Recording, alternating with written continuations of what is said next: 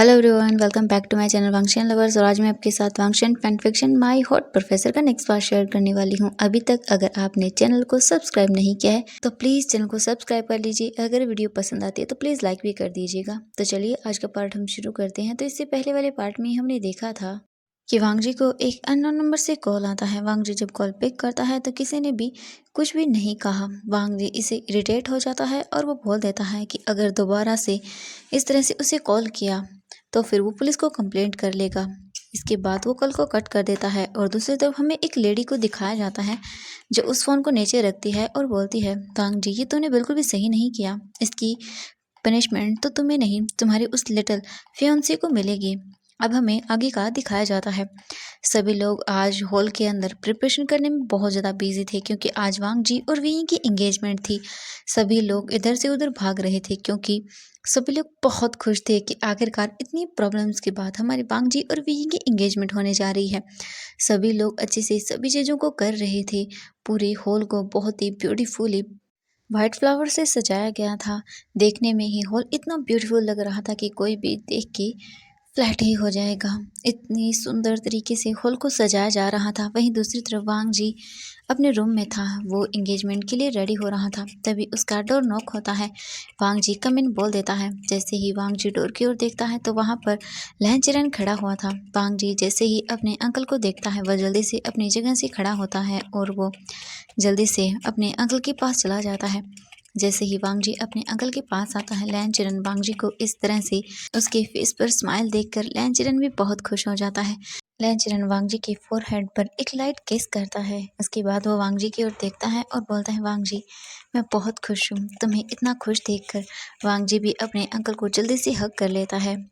कुछ देर तक ऐसे ही हग करने के बाद लैन चिरन वांग जी से थोड़ा दूर होता है और बोलता है, वांग जी मुझे माफ़ कर देना कि मैं पहले तुम्हारी फीलिंग्स को नहीं समझ पाया और मैंने तुम्हें और वीयू को अलग करना चाहा। प्लीज़ इसके लिए मुझे माफ़ कर देना बेटा। वांग जी अपने अंकल की ओर देखता है और बोलता है, नहीं अंकल आपको माफ़ी मांगने की ज़रूरत नहीं है, कोई बात नहीं, हम सबसे गलतियां हो जाती हैं, लेकिन प्लीज़ अब आप दोबारा से मुझसे माफ़ी मत मांगिएगा। लैन चरण स्माइल करता है और बोलता है, ठीक है चलो अब चलते हैं। ये बोलकर लैन चरण वांग जी का हाथ पकड़ता है और उसे रूम से बाहर ले आता है। जैसे ही वांग जी हॉल के अंदर आता है तब वो देखता है कि उसकी पूरी फैमिली अच्छे से हॉल के अंदर आ चुकी है। सभी लोग बहुत खुश थे। लैन चरण वांग जी को लेकर सभी के पास हॉल के अंदर आ जाता है। वांग जी इधर उधर देखने लगता है। सभी लोग वांग जी को नोटिस कर रहे थे।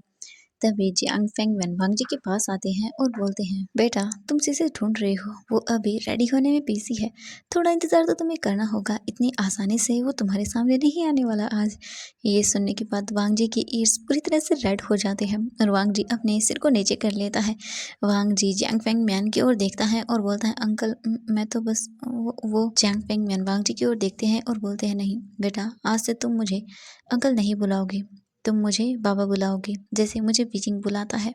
तभी मैडम यू भी आती हैं और बोलती हैं, हाँ और तुम मुझे मम्मा बुलाओगे, समझ में आया तुम्हें। ये सुनने के बाद वांग जी भी एक स्माइल करता है और बोलता है, ठीक है मम्मा।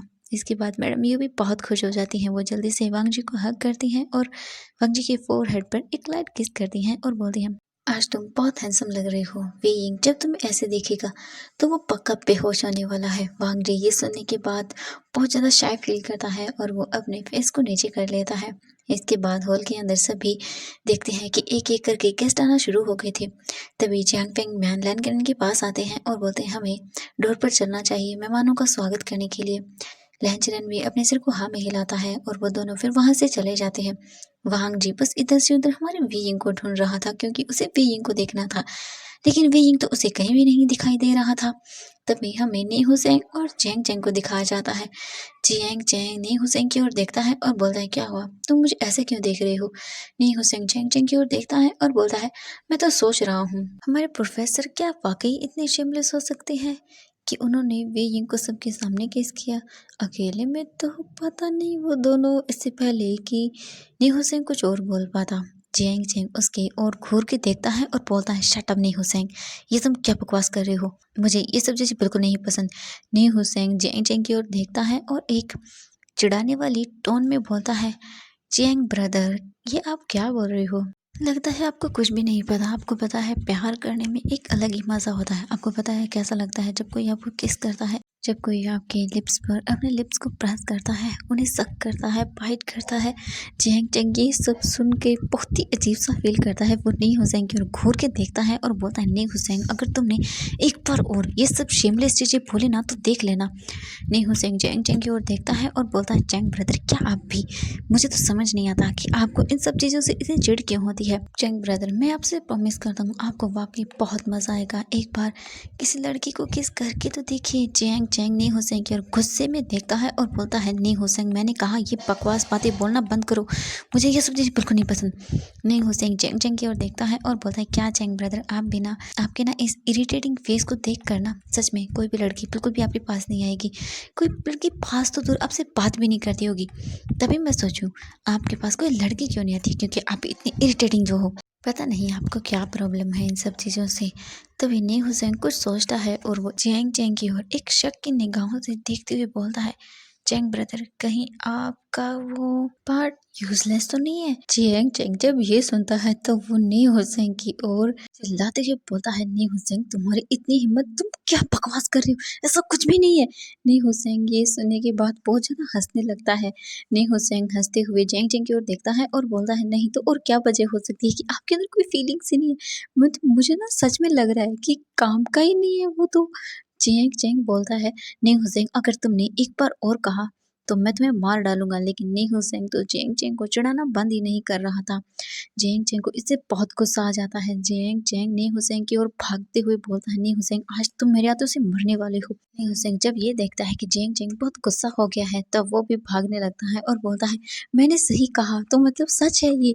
चैंग चैंग गुस्से में बोलता है, नी हुसैन अगर तुमने ये बकवास बातें बंद नहीं की ना तो सच में देख लेना तुम्हारा मैं वो हाल करूंगा जो तुम कभी सोच भी नहीं सकते हो। हमारा नी हुसैन आगे आगे और हमारा चैंग चैंग उसके पीछे पीछे भागने लगता है। वो दोनों सीढ़ियों पर आ चुके थे। नी हुसैन जल्दी से ऊपर की ओर जाने लगता है। नी हुसैन जल्दी से वी जिंग के रूम का डोर नॉक करने लगता है। वी जिंग जल्दी से डोर को ओपन कर देता है। जैसे ही नी हुसैन डोर को ओपन देखता है वो जल्दी से रूम के अंदर जाता है और वी जिंग को आगे करते हुए बोलता है, देखो ना वी ब्रदर, चैंग ब्रदर मुझे मार रहे हैं। जियांग चैंग जब रूम के अंदर आता है तो वो नी हुसैन को देखता है जो वी जिंग के पीछे छिप रहा था। नी हुसैन बोलता है, देखो ना ये मुझे मार रहे हैं वी ब्रदर। जैसे ही वी यिंग इन दोनों को ऐसे लड़ते हुए देखता है वो बोलता है, क्या हुआ तुम दोनों को, ऐसे क्यों झगड़ा कर रहे हो। नी हुसैन जियांग चैंग की ओर देखता है और बोलता है, वी ब्रदर अगर मैं आपको बताऊंगा ना तो आपको भी मेरी बात पे पक्का ट्रस्ट हो जाएगा। जियांग चैंग गुस्से में नी हुसैन की ओर आगे बढ़ता है और बोलता है, नी हुसैन मैं तुम्हें मार डालूंगा अगर तुमने वी यिंग के सामने वो बकवास बातें कही तो। वी यिंग भी अब जानने के लिए क्यूरियस था कि आखिरकार कौन सी बात है जिसने जियांग चैंग को इतना गुस्सा दिला दिया। वी यिंग जल्दी से नी हुसैन की ओर देखता है और बोलता है, नी हुसैन मुझे बताओ क्या हुआ है। नी हुसैन स्माइल करते हुए बोलता है, वी ब्रदर। जियांग चैंग गुस्से में नी हुसैन की ओर देखता है और बोलता है, नी हुसैन मैं तुम्हें मार डालूंगा, देख लेना तुम अगर तुमने कोई भी फालतू बात वी यिंग के सामने की तो। वी यिंग जब ये सुनता है वो जल्दी से नी हुसैन की ओर देखता है और बोलता है, नी हुसैन उसे छोड़ो तो मुझे बताओ क्या हुआ है। इससे पहले कि नी हुसैन वी यिंग को कुछ बता पाता वी यिंग के डोर पर नॉक होता है। वी यिंग जब डोर की ओर देखता है डोर पर उसकी मॉम खड़ी हुई थी। मैडम यू जल्दी से रूम के अंदर आती हैं और बोलती हैं, तुम लड़ना बंद करो वी यिंग, तुम्हें नीचे चलना होगा, लगभग सारे गेस्ट आ चुके हैं, तुम्हारी एंगेजमेंट की हमें अनाउंसमेंट भी करनी है। वी यिंग बोला, ठीक है मॉम। इसके बाद वो जल्दी से नी हुसैन की ओर देखता है और बोला, नी हुसैन मुझे बताना ज़रूर कि आखिरकार ऐसी क्या बात है जिसने मेरे प्यारे ब्रदर को इतना गुस्सा दिला दिया। नी हुसैन वी यिंग की ओर देखता है और बोलता है, हाँ ब्रदर मैं आपको जल्द ही बता दूंगा। इसके बाद वी यिंग उस रूम से बाहर चला जाता है। अब सिर्फ रूम के अंदर जियांग चैंग और नी हुसैन थे। नी हुसैन स्माइल करते हुए बोलता है, चैंग ब्रदर मुझे थोड़ा काम है ना, मैं अभी आता हूँ। ये बोलकर वो जाने लगता है। लेकिन जियांग चैंग ने इससे पहले कि नी हुसैन जियांग चैंग ने इससे पहले कि नी हुसैन रूम से बाहर जा पाता उसने डोर को बंद कर दिया और वो नी हुसैन की ओर देखने लगता है। नी हुसैन जब ये देखता है तो वो बहुत ज़्यादा डर जाता है और बोलता है, चैंग जियांग चैंग एक डेविल से स्माइल देता है और वो नी हुसैन की ओर आगे बढ़ने लगता है और बोलता है, क्या कहा तुमने कि मेरा वो पार्ट वर्क नहीं करता, अभी मैं दिखाता हूँ कि मेरा वो पार्ट वर्क करता है या नहीं। नी हुसैन जब ये सुनता है तो वो घबराते हुए बोलता है, चेंग चेंग क्या बोल रहे हो तुम। इससे पहले कि नी हुसैन कुछ कर पाता, हमारे जियांग चेंग ने जल्दी से नी हुसैन को बेड पर पुश कर दिया। जैसे ही नी हुसैन बेड पर गिरता है वो बहुत ही बुरी तरह से शॉक हो जाता है। अचानक से जियांग चेंग को क्या हो गया। नी हुसैन तो बहुत ही ज़्यादा डरने लगता है और हमारा जियांग चेंग नी हुसैन की ओर आगे बढ़ते हुए बोलता है, मैं अभी दिखाता हूँ तुम्हें मेरा वो पार्ट वर्क कितना करता है, अभी तुम देखोगे। ये बोलकर वो जियांग चेंग जल्दी से नी हुसैन के दोनों हाथों को पकड़ता है और उसे बेड पर पिन कर देता है। नी हुसैन की आंखें तो शॉक में पूरी तरह से बड़ी हो चुकी थी। अचानक से जियांग चेंग को क्या हो गया। नी हुसैन जल्दी से जियांग चेंग की ओर देखता है और बोलता है, प्लीज़ चेंग मुझे माफ़ कर दो, मैं दोबारा ऐसा नहीं कहूँगा, प्लीज़ प्लीज़ प्लीज़ ऐसा मत करो। लेकिन जियांग चेंग ने नी हुसैन के फेस को पकड़ा और वो बोलता है, क्या हुआ, तुम्हें नहीं देखना मेरा वो पार्ट वर्क करता है या नहीं। तुम ही तो बोल रहे थे ना, अभी मैं तुम्हें दिखाता हूँ प्रूफ, और वो भी लाइव। ये बोलकर जियांग चेंग नी हुसैन के फेस की ओर देखने लगता है। नी हुसैन और जियांग चेंग दोनों ही एक दूसरे की ओर देखते जा रहे थे। न जाने अचानक से जियांग चेंग को क्या होता है, वो नी हुसैन की लिप्स पर उसे किस करने लगता है। शौक के मारे नी हुसैन की आंखें तो बड़ी बड़ी हो चुकी थी, उसे कुछ भी समझ नहीं आया। लेकिन नी हुसैन को जियांग चेंग के लिप्स जब अपने लिप्स पर फील होते हैं उसे बहुत अच्छा फील होने लगता है और वो भी नी हुसैन जियांग चेंग को किस करने लगता है। दोनों एक दूसरे को बहुत ही सॉफ्टली किस करते जा रहे थे।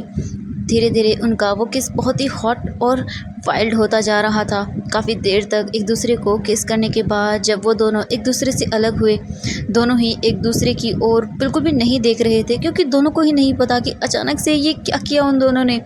बहुत ही ज़्यादा एम्बैरेसिंग दोनों फील करने लगते हैं। जियांग चेंग जल्दी से बेड से उठता है और वो बोलता है, मुझे थोड़ा सा काम है। ये बोलकर जियांग चेंग जल्दी से रूम से बाहर चला जाता है। जियांग चेंग की हार्ट बीट इस वक्त बहुत ज़्यादा फास्ट हो चुकी थी और वहीं दूसरी तरफ नी हुसैन जो अभी भी बेड पर लेटा हुआ था, उसे तो बिल्कुल भी यकीन नहीं हुआ कि अभी उन दोनों ने क्या किया।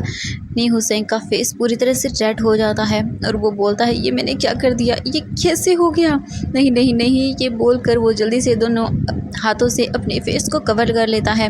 वहीं दूसरी तरफ वी यिंग अपनी मॉम के साथ वहाँ पर हॉल में खड़ा हुआ था और बहुत सारे लोग वी यिंग को विजिट कर रहे थे। उसे उसकी इंगेजमेंट के लिए वो कॉन्ग्रेचुलेशन विश कर रहे थे। वहीं दूसरी तरफ वी यिंग की नज़रें बार बार हॉल के अंदर वांग जी को ढूंढ रही थी, क्योंकि अभी तक वी यिंग ने वांग जी को नहीं देखा था।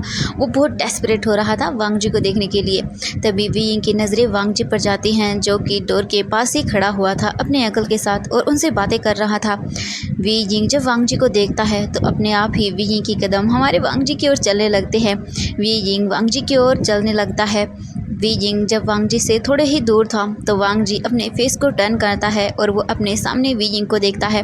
जैसे ही वांग जी वी यिंग को देखता है, वी यिंग ने एक वाइट कलर का बहुत ही प्यारा सा सूट पहना हुआ था और उस पर उसने एक रोज़ भी लगाया हुआ था। जैसे देखने के बाद वांग जी तो पूरी तरह से अपनी इमेजिनरी वर्ल्ड में खो जाता है। वांग जी जब वी यिंग को ऐसे देखता है तब उसके मन में पहला जो थॉट आता है वो यही कि अभी वो वी यिंग का हाथ पकड़े और सबके सामने से उसे अपने बेडरूम में ले जाए और वहीं पर वो उसे पूरी तरह से डोर पर पिन करे और उसके साथ एक वाइल्ड और एक हॉट किस करे। वी यिंग वांग जी को देखे जा रहा था। वहीं वांग जी अपने माइंड से इन सब डर्टी विचारों को बिल्कुल भी नहीं निकाल पा रहा था। वो वी यिंग को लेकर बार बार ये इमेजिन करने लगता है कि कितना सुंदर लगेगा वी यिंग उसके बेड पर इसी कपड़ों में, और वांग जी वी यिंग के इन क्लॉथ को धीरे धीरे अपने इन्हीं हाथों से रिमूव करेगा। वांग जी अपनी वाइल्ड इमेजिनेशन में खोया हुआ था। तभी वांग जी देखता है कि वी यिंग का फ़ोन रिंग करता है। वी यिंग जो कि वांग जी की ओर ही देखने में खोया हुआ था, वो जब देखता है कि उसका फ़ोन रिंग कर रहा है, वी यिंग जल्दी से अपना फ़ोन निकालता है और वो देखता है कि फिर से उसे अननोन नंबर से उसे कॉल आ रहा था। वी यिंग के देखने के बाद बहुत इरिटेट हो जाता है। वो वांग जी की ओर देखता है और इशारे से बोलता है कि वो अभी थोड़ी देर में आ जाएगा। वी यिंग अपने फ़ोन को लेता है और वो थोड़ा साइड में आ जाता है। वी यिंग कॉल को पिक करता है लेकिन उसे फिर से कोई भी आवाज़ सुनाई नहीं देती। वी यिंग बहुत इरिटेट हो जाता है और वो चिल्लाते हुए बोलता है, अगर दोबारा से आपने इसी तरह मुझे कॉल किया और मुझे परेशान किया तो देख लेना आपके साथ बहुत बुरा होगा। आपको बात नहीं करनी है तो फिर आप कॉल क्यों करते हो। दूसरी तरफ से वी यिंग को एक हंसी की आवाज़ सुनाई देती है। वी यिंग जब ये सुनता है तो वो बहुत शॉक हो जाता है कि अचानक से क्या हुआ। पहले तो वीइंग को काफ़ी दिन से ये कॉल आ रहे थे, कोई बात नहीं करता था, सिर्फ कॉल आती थी। और अब इस तरह से कौन हंस रहा है? वीइंग बहुत कंफ्यूज था ये देखकर। वीइंग जल्दी से बोलता है, ये आप क्या वाहियात तरीके से हंस, मुझे इरिटेट कर रहे हो। मैंने कहा ना, अगर दोबारा आपने इस तरह मुझे कॉल किया तो मैं आप पर केस कर दूंगा, समझ में आया आपको? दोबारा से उसे हंसने की आवाज़ ही सुनाई देती है। बीजिंग कॉल को रखने ही वाला था, तभी उसे अचानक से कुछ वो कॉल पर ऐसा सुनता है जिसे सुनने के बाद बीजिंग की पूरी पूरी नम पड़ जाती है। जल्दी से बीजिंग उस मेंशन से बाहर निकल जाता है। बीजिंग जैसे ही मेंशन से बाहर निकलता है, वो देखता है कि एक कार वहां पर खड़ी हुई थी। बीजिंग उस कार के पास जाता है और डोर को नॉक करता है, इससे पहले कि कार का डोर ओपन हो पाता। बीजिंग के सिर पे किसी ने किसी चीज से वार किया। बीजिंग के माउथ से बस एक थोड़ी सी आवाज ही निकली। उसके बाद बीजिंग वहीं नीचे गिर जाता है बेहोश होकर। वहाँ पर दो लोग आते हैं, वो वीइंग को पिक करते हैं और उसे कार में अच्छे से डाल देते हैं। उसके बाद वो कार वहाँ से चली जाती है और वहाँ दूसरी तरफ वांग जी, जो अभी भी वीइंग का वेट कर रहा था, बार बार वो देखे जा रहा था कि वीइंग कहाँ है। अभी तो वीइंग यहीं था। वांग जी जब वीइंग को वहाँ नहीं देखता तब वो सभी जगह वीइंग को ढूंढने लगता है। तभी जियांग फेंग म्यान वांग जी और वी यिंग की एंगेजमेंट के बारे में सबको अनाउंसमेंट कर देते हैं। सभी लोग वांग जी की ओर देखने लगते हैं। वांग जी जियांग फेंगम्यान के पास जाता है और बोलता है, फादर। जियांग फेंगम्यान वांग जी की ओर देखता है और बोलता है, वी यिंग कहाँ है? तुम्हारे एंगेजमेंट का टाइम हो रहा है। वांग जी जल्दी से जियांग फेंगम्यान की ओर देखता है और बोलता है, मुझे नहीं पता फादर कि वी यिंग कहाँ है, अभी वो थोड़ी देर पहले यहीं था। जब जियांग फेंगम्यान ये सुनते हैं तब वो बोलते हैं, जल्दी से वी यिंग को बोलो कि वो यहाँ आए। वांग जी अपने सिर को हाँ में हिलाता है। उसके बाद जियांग फेंगम्यान सभी लोग वी यिंग को देखने लगते हैं। पूरी हॉल के अंदर अब सब लोग वी यिंग को ढूंढने लगते हैं, लेकिन वी यिंग पूरे हॉल में कहीं भी नहीं था। वांग जी परेशान हो चुका था कि आखिरकार वी यिंग चला कहाँ गया, अभी थोड़ी देर पहले तो वी यिंग यहीं था। तभी वांग जी का फ़ोन रिंग करता है। जैसे ही वांग जी फ़ोन को पिक करता है तब वो देखता है फिर से वही अननोन नंबर। वांग जी कॉल को बिल्कुल भी पिक नहीं करता, क्योंकि इस वक्त उसे वी यिंग को ढूंढना था। लेकिन बार बार वांग जी के फ़ोन पर कॉल आया जा रहा था। वांग जी फाइनली इरिटेट होते हुए उस कॉल को पिक करता है। तभी वांग जी को फ़ोन के दूसरी साइड से किसी लेडीज़ के हंसने की आवाज़ सुनाई देती है। वांग जी जब ये देखता है तो उसे और भी ज़्यादा गुस्सा आने लगता है। वैसे ही वो पहले ही वे यिंग को ढूंढते हुए परेशान था और अब इस तरह से फ़ोन पर कोई उसके साथ मजाक कर रहा है। वांग जी गुस्से में बोलता है, तुम्हारा दिमाग खराब हो गया है। तभी दूसरी ओर से वांग जी जो सुनता है उसके होश उड़ जाते हैं, उसके हाथ से फ़ोन नीचे गिर जाता है। ये देखने के बाद हॉल में जितने भी लोग थे सभी वांग जी की ओर देखने लगते हैं। लहन चेरन जल्दी से वांग जी के पास आता है और बोलता है, वांग जी क्या हुआ? वांग जी कुछ भी नहीं बोलता, वो बोलता है, वी वी वी यिंग। बस इतना ही वो बोल पाता है। सभी लोग वांग जी की हालत देखते हुए परेशान हो गए थे कि आखिरकार क्या हो गया ऐसा, वांग जी इस तरह से क्यों रो रहा है। वांग जी की आंखों से लगातार आंसू नीचे गिरने लगते हैं। लैन किरण जियांग फेंग म्यान मैडम यू जितने भी थे वो सभी लोग वांग जी की ओर देखने लगते हैं। जल्दी से वांग जी के पास आते हैं और बोलते हैं, वांग जी क्या हुआ, प्लीज़ हमें बताओगे? तो एवरीवन आज के लिए बस इतना ही, मिलते हैं नेक्स्ट पार्ट में। और मुझे आप लोगों से थोड़ी सी बात करनी है। मैंने एक फ़ैन फिक्शन शेयर किया था क्रूल डेस्टिनी नाम से। बहुत सारे लोगों को वो फ़ैन फिक्शन पसंद नहीं आया, काफ़ी सारे हेट कमेंट्स भी थे। तो मैंने उस एफएफ को बंद कर दिया बीच में ही। मैंने उसकी स्टोरी को कंप्लीट नहीं किया, मैंने उसे बीच में ही छोड़ दिया, क्योंकि मैं नहीं चाहती थी कि जो इसकी रियल ऑथर हैं इस फ़ैन फिक्शन की उन्हें बुरा लगे। कोई भी अगर हेट कमेंट्स देखेगा तो सच में वो बहुत डीमोटिवेट हो जाता है, और एक बार मेरे साथ भी ऐसा हो चुका है। जब मैंने एफएफ लिखना शुरू किया था और आपके साथ शेयर करना मतलब शुरू किया था, तब एक दो बार मेरे पास भी हेट कमेंट्स आए थे, पर बाद में आप लोगों का इतना प्यार और सपोर्ट मिला, मैं उन सब चीज़ों को भूल गई। मैंने अपने एफएफ पर बहुत ज़्यादा वर्क करना शुरू कर दिया। तो प्लीज़ हेट कमेंट न करिए, मैं उस एफएफ को ज़रूर कंप्लीट करूँगी, क्योंकि बहुत सारे लोग मुझे कमेंट करते हैं कि दी प्लीज़ उस स्टोरी को कंप्लीट कीजिए। बहुत सारे लोगों को हो सकता है वो पसंद न आई हो, लेकिन कुछ लोगों को वो पसंद आई, तो मैं उनके लिए उस एफएफ को ज़रूर कंप्लीट करूँगी। देखिए एवरीवन, अगर आपको कोई फ़ैन फिक्शन पसंद नहीं आ रहा है तो प्लीज़ आप उसे छोड़ दीजिए, आप उसे न सुने, न कि उस पर्सन को हेट कमेंट करें। आपको नहीं पता कि आपकी एक कमेंट से किसी इंसान की लाइफ बदल सकती है। शायद आप लोगों ने कभी ये सब चीज़ें नहीं देखी होंगी, लेकिन मैं ये सच में आप लोगों से बोल रही हूँ, आपका हेट कमेंट किसी की भी लाइफ को बदल सकता है। तो please do not do hate comments. Please उस एफ को इग्नोर कीजिए, बिल्कुल ही इग्नोर कर दीजिए, उसे मत सुनिए आप।